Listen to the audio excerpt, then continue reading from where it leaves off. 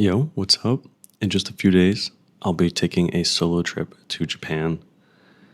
It's kind of weird because I'm not just like so excited. I can't handle myself, which I think in my past I would have been. When I was a kid, I was always obsessed with Japan. I've always loved Japan in so many different ways. And I have actually traveled to Japan before. And when I did a solo trip as well. And I lived in Japan for 3 months at that time. I haven't been back to Japan since. This is the second time I'm going back. I still have a fascination around Japan. The food, the people, the architecture, everything. It's just interesting. Really, I find everything interesting outside of America. So now I'm living in Vietnam, so it's actually not that hard to travel to Japan.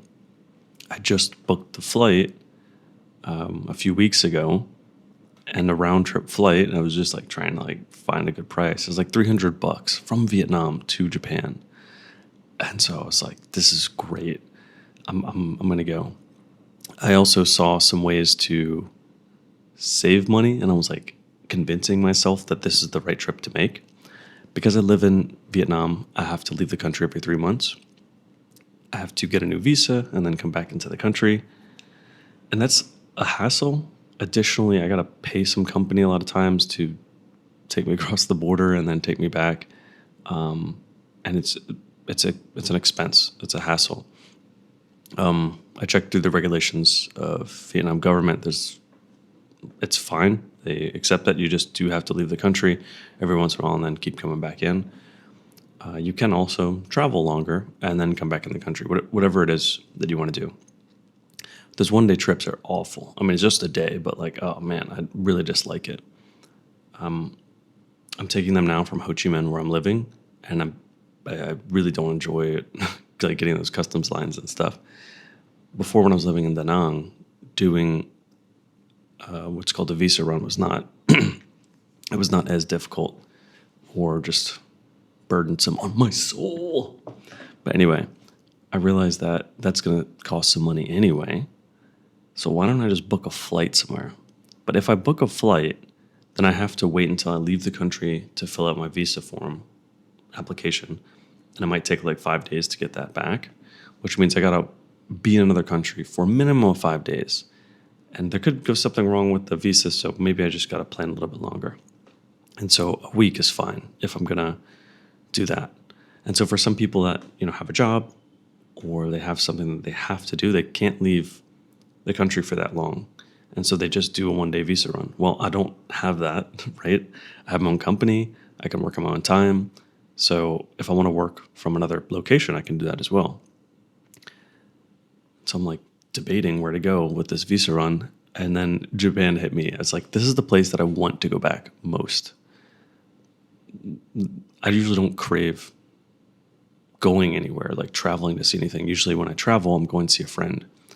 And I was just craving going back to Japan. I want to drink some sake there. I want to eat some ramen there. And so I'm craving it. And then there's some other things, like I have the iPhone 13 mini, and I think it's getting kind of old. Like, it's slow. My girlfriend uses it, and she's like frustrated at times when she uses it because the buttons don't click, and sometimes when you're typing, it messes up. And so I think I'll be going over there and getting a new iPhone. In Vietnam, there's a tax that increases the price of stuff. So buying an iPhone in Vietnam is more expensive than buying an iPhone in the States or a lot of other countries. It's just very expensive here. And so if I buy an iPhone in Japan, I think it's actually a little bit cheaper than it is in the States. So not only will I be saving money from buying that iPhone here, but it's going to be even cheaper. So I'm convincing myself of ways to save money, but I think I'll save at least $150 by buying an iPhone in Japan as compared to buying it here in Vietnam. That's cool. And then that visa run is going to be anywhere from $150. So I'm saving myself $250, $300. That round trip flight was $300. So it's already paid for itself to get there. Obviously, the expenses there is another thing, but it's just a great convincing factor. I'm not sure if you always have to go through these methods to convince yourself, but I feel like I do it often, especially when it's around money, because I'm not somebody who just loves to spend money frivolously and go to luxurious things and just, you only live once, just spend all the money and just, you can always make more later. I don't usually have that mindset because I like to have a good safety net behind me so that I can live the life I want without thinking, I got to earn more money now. Because I don't like that feeling. It's stressful. So there's two things that I think I kind of want to chat about. One of them is solo travel. And the other one is what's my plan while I'm there. They kind of mix with each other. One of the reasons I want to chat about solo travel, the majority of people I talk to seem like they're not up for it. One thing I hear a lot of people say is that they don't really want to travel unless they have someone else with them. I don't have that feeling, so I'm just going to speak from the side of this just to help the other side and help people see why I like solo travel, because I don't think many people can understand it, or they might have some thoughts or something that come up. So I'll just explain it. When you travel with other people, it can be really fun or it can be enjoyable, but also you're connecting to their mind a lot, and you're not ultimately free. Okay, so I love being free, and when I travel, it's a time for that where I can get up whatever time I want, feel how I'm feeling. I can just get up and walk out at any time. If I don't have a plan, because I'm not somebody who searches on Google for stuff usually. Sometimes I do, but I might just walk out and just see where I'm feeling. What direction should I take? Should I take a right? Yeah, okay, I'll take a right. And then just walk for a little bit until I'm like, yeah, I'm going to take a left. And then just see a place, walk inside, see if the doors open up and go into a place. And it feels so exploratory and free. To me, that is just true exploring. I love it. Every place that I go into is very special because it feels like I found it, right? I didn't search on Google and look at all the reviews and then go to a place and then say like, does this food match up to the reviews? Because I really wanted this. I don't know. No. I'm like just genuinely exploring. And yeah, you can do that with someone else if they're up for it as well. But I don't think many people are. Many people like to plan. They like to search everything. Oh, we only got a limited time in this country. Let's do this. And just to let you know, that stresses me out, especially the touristy destinations. It's like, why do I want to be shoulder to shoulder with all these other people for an hour or hours? Like, that's not a vacation to me. That's stressful. So genuine vacations to me are just exploring and doing whatever I want, whenever I want. A vacation should be relaxing. I wanted to explain that because some people, like, I get it, if you've always wanted to go to Japan and you only have 10 days to explore Japan, I'm going there on this trip for 10 days. You only have 10 days to explore Japan. Your entire life, you've dreamed of it, and you only have 10 days, and you're flying from the States. So you got to cram everything in that you've ever dreamed of. And you got to do all your research and plan it. Oh my God, dude, just saying this is stressing me out, like thinking about that. I'm grateful that that's not the situation with me, that I don't have only a short period of time and that I feel compelled to have to plan everything and squinch everything into a small time frame. I don't think I could do it. I think it would just stress me out. In fact, when I have traveled like that, it stresses me out. And when I've traveled with people that do that, it stresses me out. It's just not my thing. I'm glad the first time I went to Japan, I planned it for 3 months, which was the visa situation there. It's freaking awesome, where I got to slowly move around the country. And I didn't feel like going out for a day because I was traveling already before this for over a year. So I got into the habit of, I don't feel like going out. I just don't. Doesn't matter if I'm in another country because I was always in another country. You know what I mean? I was living in other countries. I could just stay in.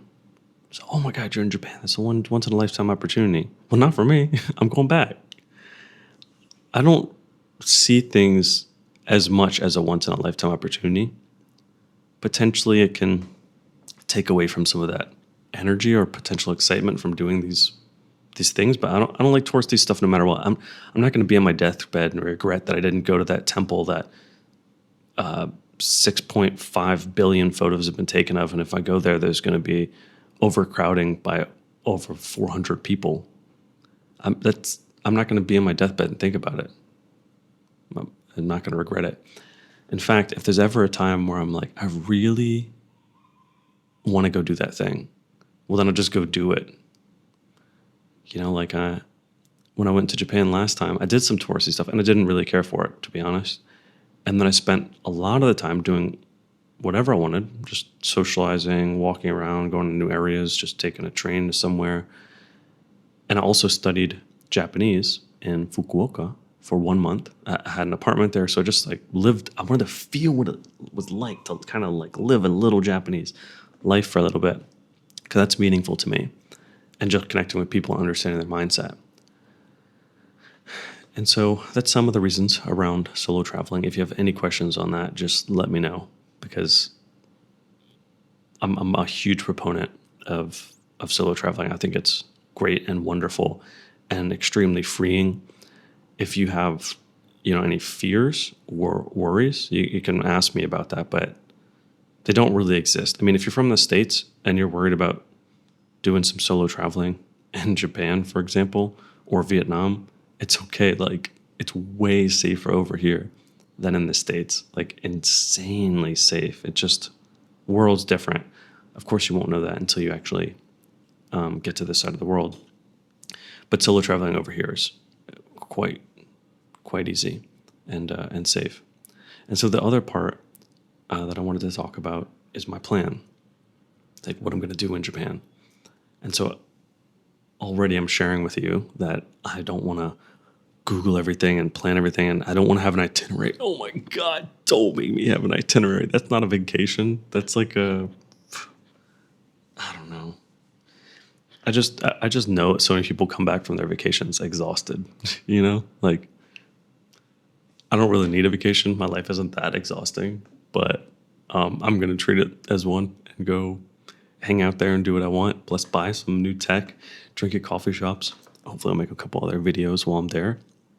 I really want the new iPhone to capture like a lot of cool videos. So maybe I'll put like B-rolls in these videos at some point. I've done that recently with a video, which was fun to make, but also doing these is fun to make, and hopefully I'll be more consistent with these. All right, sorry. Let me get back to the plan. So I'm gonna land in Nagoya, Japan, because that one-way flight was like $100. I was like, oh yeah, we should book it. Don't even think about it. And I'm going to the Apple store that's there. I'm gonna buy the new iPhone. Okay, so that's like the priority that I have. Okay, maybe I'll land and eat or something like that. Maybe there's other stuff, but all I think about is the major stuff. That's how I plan. So I want to buy the iPhone. I think I'm also going to buy this other little mini camera. It's called the DJI Nano. That'll help me get some more shots that are really cool and unique while I'm in Japan. It's not that expensive of a camera. And then I want to go to this izakaya, like a little izakaya that I've been to before, and kind of relive some of those memories. I think it's really fun to relive old memories, and it's been exciting for me, right? I haven't been able to go back to Japan to live out that memory. And so I want to go do that. And then maybe I'll just explore Nagoya for a little bit. I really liked Osaka. The people in Osaka were just a whole different level of kind and communicative and fun than I was experiencing in other parts of the country. And so I want to go back to Osaka and just feel that energy, even if it's just for a day or two or something. I'm not, whatever. I don't have a strict plan, so I can feel what happens. Again, going back to solo traveling and why it's great is you can't have an itinerary for everything in life. You can try to plan, but especially when you're going solo, you have way more possibilities than you have if you traveled with even one other person. If you travel with one other person, especially if all they think about is it's just you and them just doing this, well then it's just you and them. But that's usually how it is when you're traveling with anyone else. It's just like just you two, and you're doing this thing. But when you're just by yourself, there are days probably where it feels a little bit lonely because I traveled for years by myself. But there are other times where you end up socializing with people in a way that you never would if you were with a group of people. Just psychology wise, if there's a group of people, someone's not going to walk up and go chat with them. Or if you're with a group of people, you might not leave the group and go chat with others. In fact, I used to do stuff like that, and when I was in different travel groups, and people didn't like that in the travel group. What does he think he's doing? Why is he not hanging out with them? Why does he go and talk to other people? Like what? And so like that, it didn't work out. Like I still enjoy these people, but I still want to communicate and meet people of the local culture and understand their mindset. And unfortunately, so many people I see in groups don't do that. They don't even give themselves the opportunity. They just stay in the group, maybe the whole time they're in a place. Maybe they'll use a dating app and meet someone potentially, or they won't. They'll just be in the group that they're in, the travel group, and then go to another place, stay in the travel group, and so they never really experience the culture. And so, I want to experience the culture more than anything else. I want to experience the culture. I want to understand the mindset of the people. So if I'm in Osaka and I meet someone, like let's just say I sit at a bar and I meet someone and I'm drinking and they're like, oh, let's go to this other place, I might join them. And the last time I was in Japan, that happened. One of my dreams was to drink with a Japanese salaryman. I really wanted to experience that. And it happened. And totally random experience where I am walking around and just seeing where my feelings take me, which I think is a great experience if you can just listen to it, where your feelings are telling you, until I found this place that looked cool. And I was like, I don't know if that's a real place I can walk to because it was up some stairs and like inside of like it looked like a business building. But I did it, and it was this really luxurious restaurant, but it had a bunch of huge bottles of sake in it. And there was a guy sitting down at the bar. There were like restaurant tables, like luxurious stuff. But I was like, I want to sit at the bar. I just want some sake. So I sat down, drank some sake. This businessman was next to me. He eventually started chatting about, mostly about me being in the country, like why I'm there, and then him wanting to speak English. He's like, oh, you don't get much opportunities to speak English, especially because of COVID. Because when I was there, it was right after COVID, not too long after it. And then we talked for a while. Then we went to another place. He wanted to show me like his favorite whiskey bar, which was a really unique place that I never would have found on my own. And so both of those were unique experiences. Plus, I got to live out a dream, drinking with a Japanese salaryman. And I've had other experiences like that, where another one, for example, is I went to this bar, and I actually was with a couple other friends that were in Japan at that time. But I still like to socialize. It's just what I'm going to do. If I'm with a group of people and we're like mobile, then I'll probably still like socialize with some other people as well. And so we chose a place that looked kind of cool. We were walking around for a while, just like seeing if we could find anything. And some of my friends were about to give up because they're not like that. They want to just search, right? Most people just want to search and then go straight to a place and not waste time. To me, you're not wasting time because you could find something really unique, and you're spending time with your friends anyway, or you're just in your own head anyway. Like, why do you need to rush? Anyway, so my friends were getting really antsy, but we did find a place like last second because it started raining, and there's this place that was uniquely covered to get away from the rain, but you'd have like a sheet of like this clear material over your back while you're sitting at the bar. And I was like, that looks so cool. And my friends agreed. I was like, yes, thank goodness they agreed. And one of them was like, well, it's raining, so I don't care. Let's just get in there. And so we went in, and there were some other Americans in there. But it was so weird. The Americans' energy was just like, it was just weird. Like, I would say usually I'm not connecting with a lot of other Americans because the energy is just like sometimes odd, especially when they're traveling. And I was checking my friends, and they're like, was that guy trying to start an argument with you? It seemed like he was okay, but like he just kept like saying this stuff, and it wasn't that kind. And I was like, yeah, I'm not really sure. Maybe he's having a hard day. Who knows? And we just kept drinking there until all those people left. Like, we didn't have to stay in communication with them because it was really getting odd. And I was chatting with the bartender as well. And we stayed there until it closed. I don't even know what time it was, but he was chatting with me about like, oh, I'm gonna go to my favorite bar after this with my friend.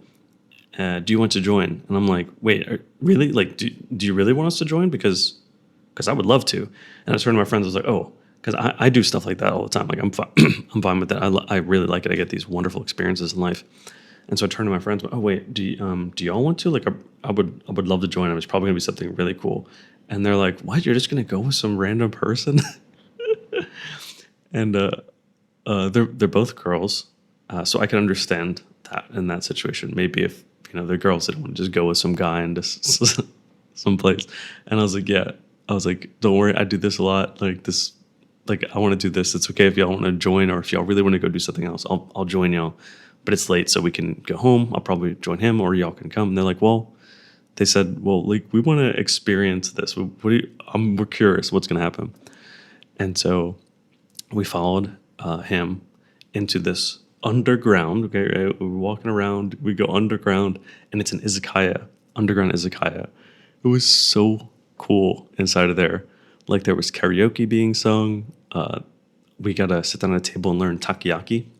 One of the guys was he was live streaming. It looked like he had like hundreds of people watching it. He might be a big streamer in Japan. I'm not sure, but I made takoyaki for the first time. Like they taught me how to make takoyaki, which is these little fried balls of dough with octopus in it. So I got to have that experience because the restaurant lets you cook it. That guy taught me. We got sake, beer, and I think they paid for it. Like I was trying to pay for it, but I think they ended up paying for it. I was like, what? Like that was it's so nice of them, and it was such a crazy experience.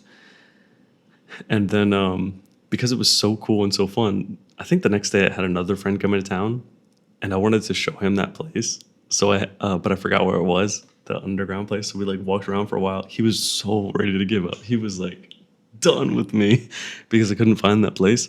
And at the last second, I turned when he was like, "Dude, no, we're not gonna walk around anymore." I was like, "Wait, that's it." He's like, "Dude, you're just joking with me. Like, there's no way that's actually it." And I was like, "No, that's it." And so we walked underground, and sure enough, it was the same place. And I taught my friend how to make takoyaki that I just learned how to make the night earlier. We talked about the different sakes and the ways to drink it. And then some guy from the other side of the bar came over, and he's like, "Oh, you were here last night." And I'm like, yeah, I was here. And so, we chatted with that guy as well.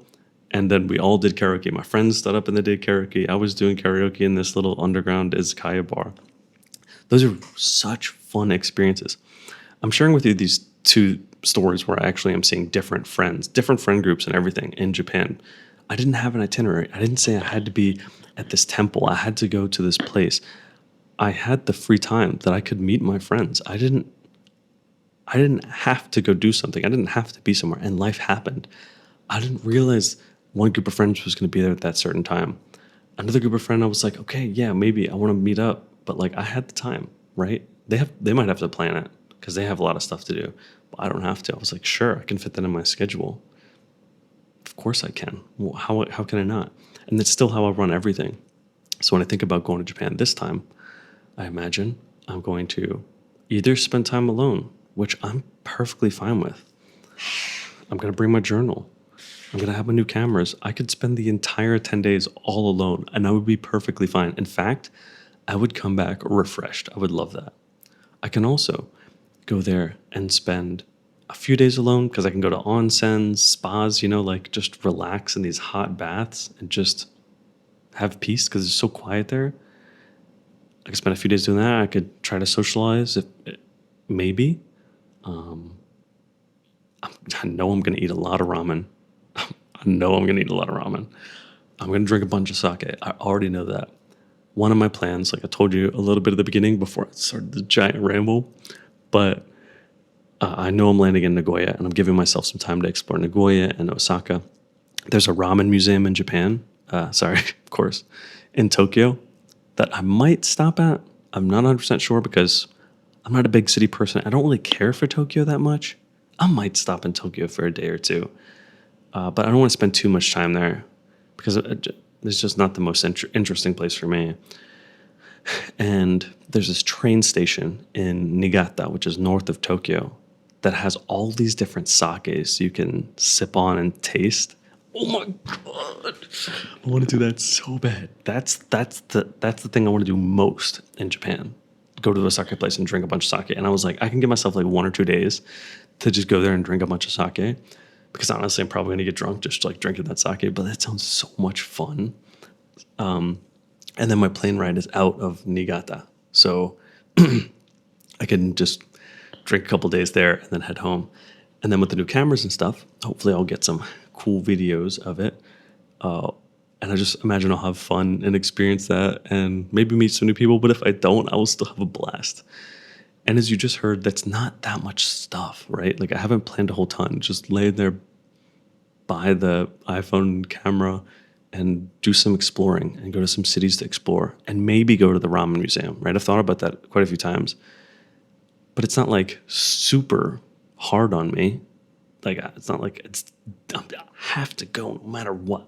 Okay, it's like yeah, maybe I'll go if I'm feeling it. Maybe something else will come up. Who knows? Maybe there'll be a friend that's in town. It's like, oh wow, you're in Japan right now too. Let's meet up. Who knows? Those kind of things can happen. Honestly, they really, really happen a lot, especially as you make friends all over the world. And then eventually make it up to Niigata for a couple days. And so for 10 days to fit all that, like that little bit in there, infinite. It's like so much time, so much peace. And then as I'm going, I'll be in a coffee shop or something sometimes, talk to someone, and they'll be like, you should try this thing. Then I'll try it. I wouldn't have ever known about it if they wouldn't have told me. Anyway, I'm really excited. If you can't tell, I'm pumped. I'm going to keep filming these videos, and I'll keep you updated because I'm going to enjoy this experience in Japan. Thanks for watching. I'll see you next time.